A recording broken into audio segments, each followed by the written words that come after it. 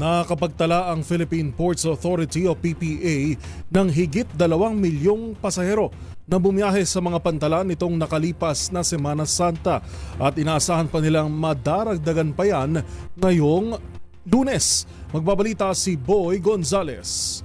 Umabot na sa higit sa 2,200,000 ang naitala ng Philippine Ports Authority o PPA ang bumiyahe sa mga pantalan sa buong bansa.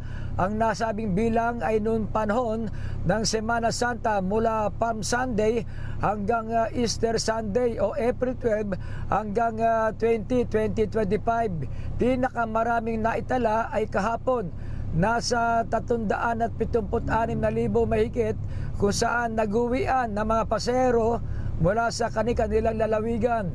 Kaugnay nito, inaasahan ng PPA na marami pang pauwing pasahero ang bibiyahe ngayong araw kung kaya't patuloy ang ginagawa nilang monitoring at pagbabantay.